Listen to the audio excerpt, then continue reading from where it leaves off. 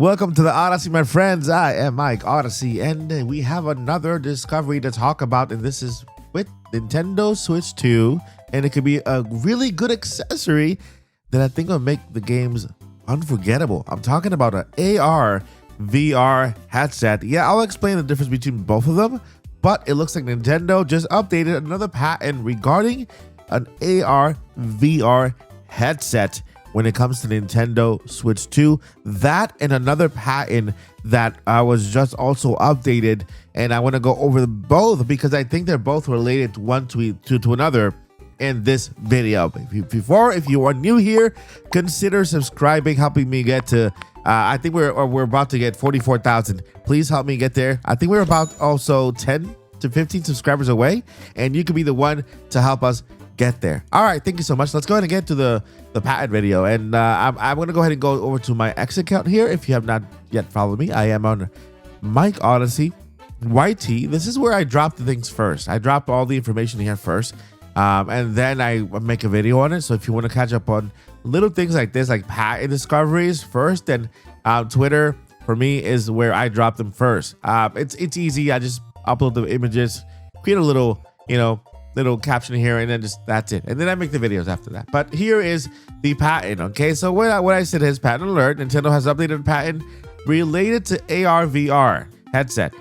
This is not the Labo version. Okay, for those of you in the comments who want to say, hey, that's the Labo version. No, it's not the Labo version. As you can see, it has its own AR UI and internal components. As I stated before, the top USB-C port is an accessory port for current and upcoming accessories. Yet I still stand by that. I think that the Nintendo Switch 2 USB-C port on top is made for more than just a camera. We can see already it works with the camera, it works with audio. I'm sure there is also a video output for that USB-C port that we have not yet uncovered, that maybe Nintendo will issue an update to via software. So let's go ahead and go into the patent here. As you can see, let me go ahead and lower the screen. You can see here it is from today, right? It's actually from yesterday, August 19th, and this is an update to a patent that they did release before. Here is the first date, September 26, 2024. Prior publication data. That's the previous data for the patent. Okay, then they filed this one in June 5th, 2024. So this is the original patent. Okay, this is the original patent that they filed here, and of course this is the date of release, which was yesterday. Okay, now you can see here the guy is kind of holding the thing in his hand. I don't think it's going to be used that way. This is just for patent purposes. And when you look at images on patents, let's say this little box here, this is just a dummy. I call it a dummy image so that you can better understand, and it illustrates the feature. Okay, so same thing goes with every single patent. When you see any item like this for an unreleased product, consider that a dummy image and not the final product. Nintendo will never leak the final design of a product in a patent they're trying to describe a feature for. And so let's go ahead and go over the next image here. This one shows us the internal of the headset: a processor, a CPU, GPU, a DRAM, non-volatile memory, internal sensor, and display section. Okay, it has a display section, it has a GPU and CPU. What this tells me is that there's two things. Okay, I don't see a wireless anything here, but again, this could be an early version of the internals. But this tells me one thing. Okay, it's a standalone headset with its own internal components. Okay, GPU, CPU, right, and a display section. Also, it can be connected via USB-C to the Nintendo Switch 2. This part here, because it has these internal components here, right? The internal sensor is to kind of look at where you are standing and be able to detect whether you're moving your head left or right, up and down. We have of course, the computer itself, the CPU and the GPU, the graphics unit. We have the display section here, and we have the RAM and the non-volatile memory, like it's temporary memory that the system saves while you play, and then it discards again. And then other image here, we can see what is the UI. UI is user interface, okay? The user interface. So basically this is the entire scope of the view, right?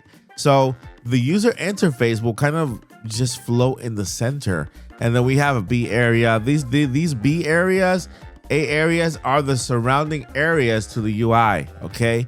And as you can see at the bottom, there's a camera here that's kind of looking away from the UI area, and this is the B area here. The A area is on top, but you can't see here because this is like a two-dimensional image, but you can see the B area here, and as you look away, it stays in place, okay? So it's like you have a screen right in front of you, but it stays in place, okay?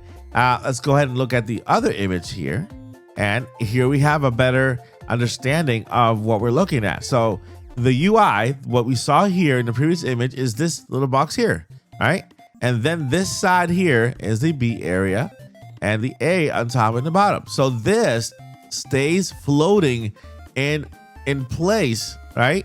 And if you look, let's say if you look to the left, then you'll see that this will kind of stay in place, and same thing, you keep looking to the left, it disappears because your central focal point is looking away from it, right? You can see here, I'm looking straight at it, and then I start looking to the left of it, and then I'm looking all the way to the left, and I just left it over here, right? So this is basically the UI of the floating interface, right? On, you know, kind of like the Apple face thingy. I forgot the name of it. Let me know in the comments of that Apple device. I used to work for Apple. I cannot believe I forgot that. But still, here we have again the process, main process, initial process, acquired data from internal sensor, orientation, calculation process. This acquired data from internal sensor, I think it's where the it's connected to the Nintendo Switch, right? And rotational angle, in pitch, direction, greater than, whatever. And against the rest of the process here. Let's move on to the next image. And here we have the same exact thing, but now we're looking at the A image, right? The A image is on top and the bottom. And so this dot is your center focal point. Now you're looking down, and so you can see that the image stays right there, right in the center. It doesn't move.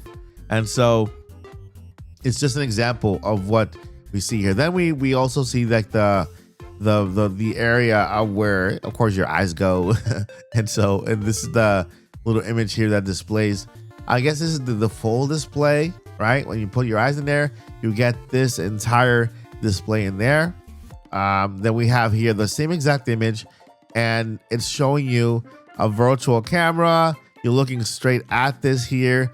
For example, if this is the UI, you move this way, you know, it's the same arrow. So basically here we have the patent for that UI thing, right? We have another patent here that has to do with, I think it's going to be related to this. It's out now, by the way. Whatever patent I discovered right now about the one I'm about to show you is already out right now, because I tried it in the Nintendo Switch 2 experience, and it is phenomenal. If you have a pair of headsets, now let's move on to this one. This is the AR one. Nintendo's working on an AR headset. This is the updated one, right? AR is augmented reality, is putting something in the real world, floating. VR is virtual reality, where you are immersed completely, right? You don't see anything outside. So that's the difference between AR and VR. AR, you are, you can still see the world around you, okay? And you can still play, but VR is fully immersed, okay? So consider the Pokemon Go game has an AR feature where you can put the Pokemon on the real world. That's the AR, okay? So now combine this with this pattern right here, okay? Now, Mike, what is this? Well, this is a way where you can listen to three-dimensional like sounds. So Nintendo, I first thought Nintendo might release a headset. Maybe they will, you know, eventually. But this is a way for them to make games more immersive right? It's a new way of processing audio via the Nintendo Switch 2. It's a 3D. Let's go ahead and read it here. It's a 3D sound spatializer, provide delay compensated HRTF. Okay, and so basically it's a 3D sound spatializer. Okay, and basically makes you more immersed into the game via sound, which is very, very cool. And let's go ahead and look at the images so you guys can see how this works, right? And so we have the headphones on, and you hear images from this point, and this point. Like this point, this image here, this little dot representing sound, this one moves side to side. Okay, so the audio will travel, depending on where the noise is coming from, will travel from side to side. It'll hit you on both sides, okay?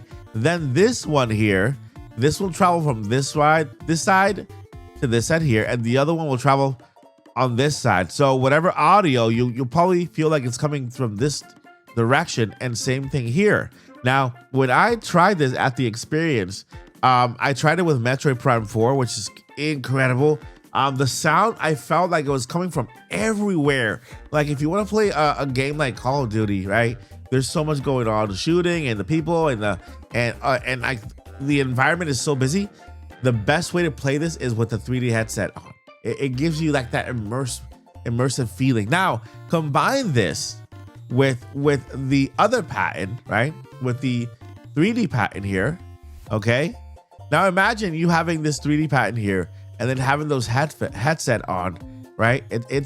It'll be a crazy experience. You will be completely immersed, not only with visually, but with your audio as well.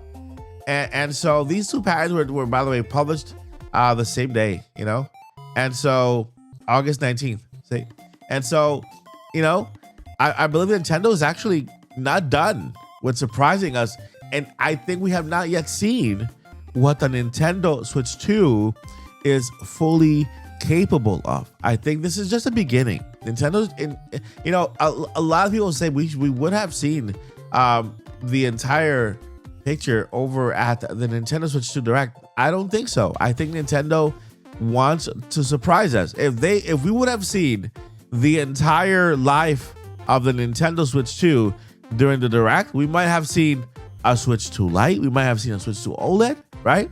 Nintendo never presents the entire picture in a current Direct.